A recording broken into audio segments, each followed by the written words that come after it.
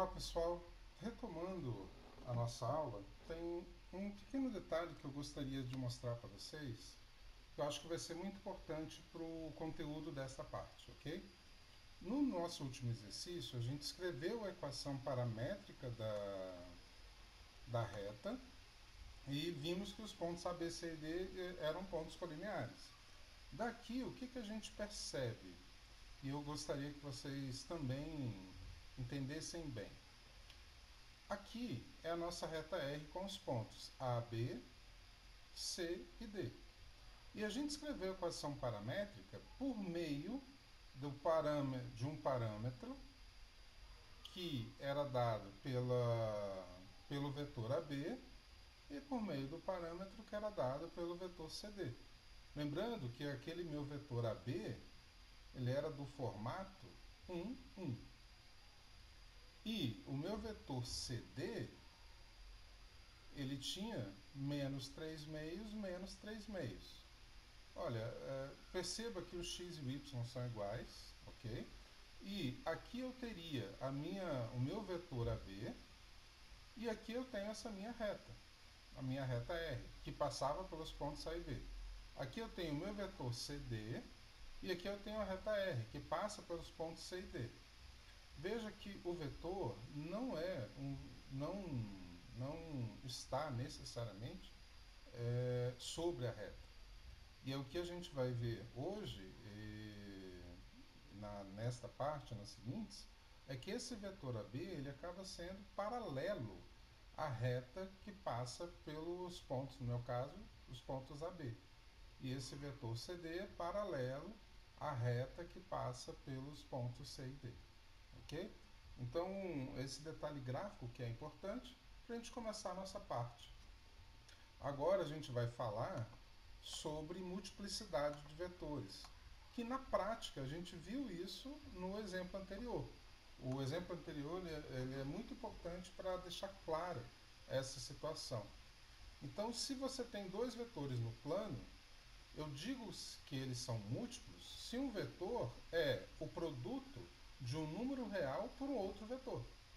Então, se o vetor V é o número real, no caso lambda, vezes o vetor W, eu digo que V é múltiplo de W.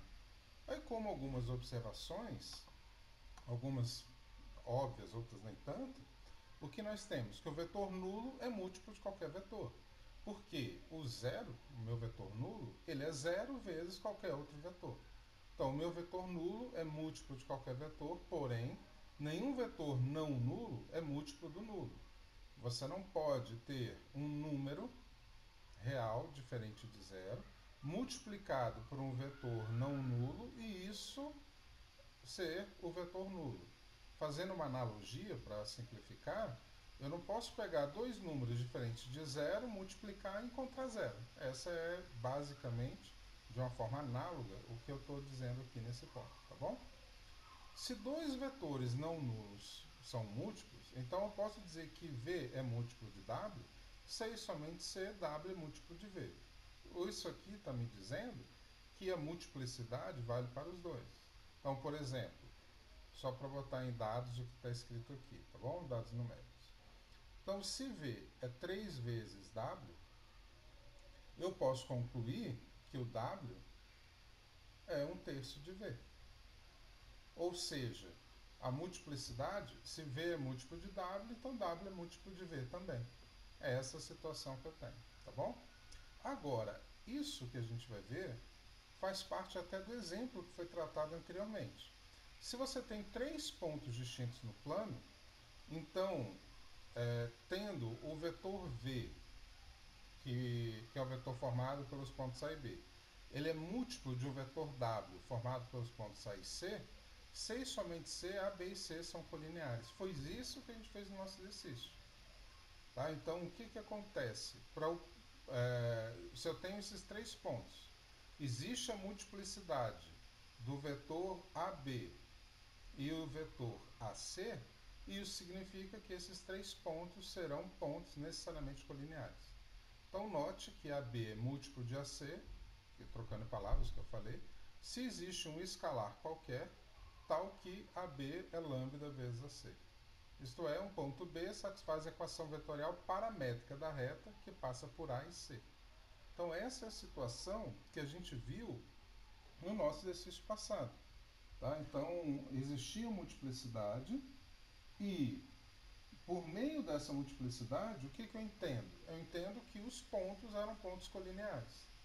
Tá bom? Então, ao provar a multiplicidade, você também consegue afirmar a colinearidade. Tá? Então, vamos a mais um exemplo e treinar mais um pouquinho isso. Mas a nossa situação posta, o que a gente viu anteriormente, é algo que é fundamental que nós entendamos, tá bom? Então, primeiro, vou mostrar que esse vetor U não é múltiplo de V. Olha, o vetor U, eu sei que ele é 1, 0. O vetor V, eu sei que ele é 1, 1. Visualmente, dá para perceber que não existe a multiplicidade. A multiplicidade tem que ser para as duas coordenadas. Aqui o vetor V, ele é 1, 1, então as duas coordenadas são iguais. O vetor U, as duas coordenadas não são iguais. Então eles não podem ser múltiplos. Mas como é que eu faço essa prova? Vamos dizer então, se fossem múltiplos, o vetor U é lambda vezes o vetor V. O que significa dizer isso? Que 1, 0 é igual a lambda que multiplica 1, 1. Daqui o que eu tenho? Lambda vezes 1, que é lambda, é igual à primeira coordenada 1. E lambda vezes 1, que é lambda, é igual à coordenada 0. O lambda não pode ser 1 e 0 simultaneamente. Consequentemente, o vetor V, o vetor U, desculpa, não é múltiplo de V. Então eu não posso fazer, eu não posso aqui concluir que existe uma multiplicidade.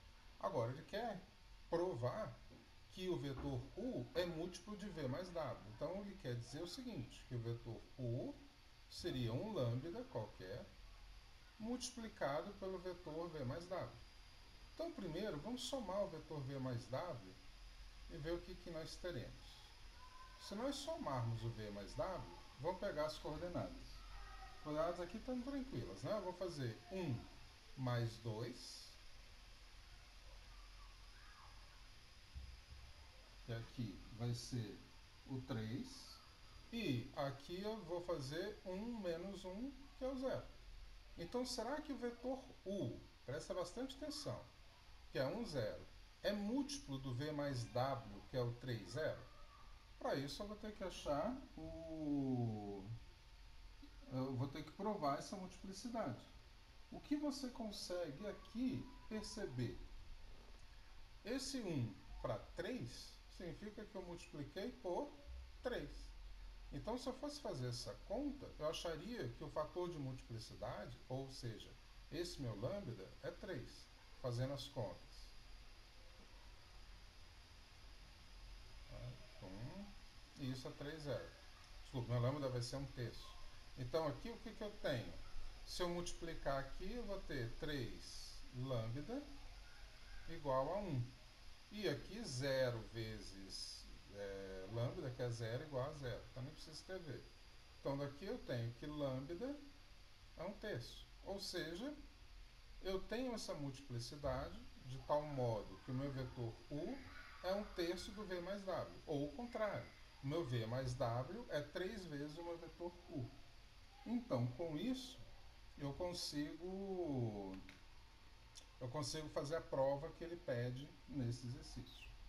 Agora, continuando, vamos buscar esse resultado que com ele a gente vai ter uma nova forma de entender e ler a nossa equação paramétrica, tá bom? E, novamente, o exemplo que foi feito na parte 2 nos ajuda a enxergar isso. Dizemos que um vetor não nulo, V, é paralelo a uma reta R. E a gente escreve o símbolo de paralelismo, o vetor V paralelo a R, se, quaisquer que sejam AB e R, o vetor AB é múltiplo de V. Então, a situação que eu tinha aqui era essa. Esse meu vetor AB, a gente viu na parte anterior, esse meu vetor AB, ele era múltiplo dessa minha reta R. A gente tinha encontrado um fator de multiplicidade, que era o C. Então eu posso dizer que esse vetor AB ele é paralelo a essa minha reta R. Ok? Então agora eu tenho um resultado, que é um resultado que vale muito a pena nós temos esse entendimento.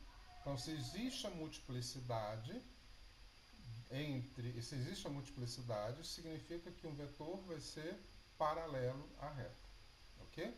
Sendo que os pontos A e B pertencem à reta. Bom, dado isso, continuando e fazendo essa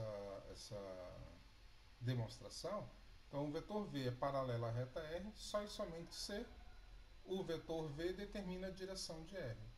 Então aqui a gente só está pondo um nome um pouco diferente naquilo que a gente fez. Então, já que o vetor V é paralelo, eu digo que V determina a direção. E voltando à nossa equação paramétrica, eu faço uma releitura do que significa a equação paramétrica. Então, nessa equação paramétrica, o que eu posso dizer? Agora eu posso dizer que eu tenho uma reta R que passa por um ponto de coordenadas A1 e A2, e eu tenho um vetor AB de coordenadas A e B, e esse meu vetor AB, ele indica a direção dessa minha reta R. Então agora, ao fazer a nossa velha relação para trabalhar com as paramétricas, eu tenho uma forma distinta de analisar a minha equação paramétrica. Então, a minha equação paramétrica me dá um ponto, aqui o A1 e A2, e me dá também o meu vetor direção. Então, com base nisso, vamos a mais um exemplozinho. Determinar a equação paramétrica da reta R, que contém o ponto A e é paralela ao vetor menos 1, 1. Aqui, ele te deu basicamente a faca e o queijo na mão. Por quê? Quem vai ser a reta R? Pela forma paramétrica. Por enquanto, estamos estudando apenas a equação paramétrica. Na maneira paramétrica, nós temos que x vai ser igual a um x do ponto A mais o parâmetro vezes uma coordenada, que eu vou chamar Azinho, do meu vetor paralelo. Y vai ser o y de A mais o parâmetro que multiplica B, que é a ordenada do meu vetor paralelo. Jogando aqui, o x de A vale 1, o y de A vale 0, o meu Azinho vale menos 1 e o meu Bzinho vale 2. Então, daqui, o que eu tenho? Eu tenho basicamente a seguinte situação, que esse meu vetor x, ele vai ser igual a 1 menos t, e minha reta R é dada por x, que é 1 menos t, e o y, que é 0 mais 1 vezes t, que é o próprio t. Então, agora, eu posso dizer que eu tenho esse meu vetor v, que me dá a direção desta reta, que é basicamente essa situação aqui explicitada, ok? Pronto. Esse meu vetor, que era o meu vetor menos 1, 1, ele é paralelo à reta que passa pelo ponto A.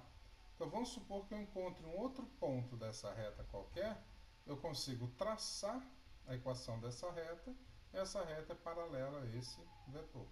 Então tenho aí posto e bem tratado como é ou o que significa você tratar da sua equação paramétrica por meio da orientação do vetor, tá bom? Então essa foi a parte 3 da nossa aula. Vamos seguir a parte 4, dando uma aprofundada mais no conteúdo. Até mais!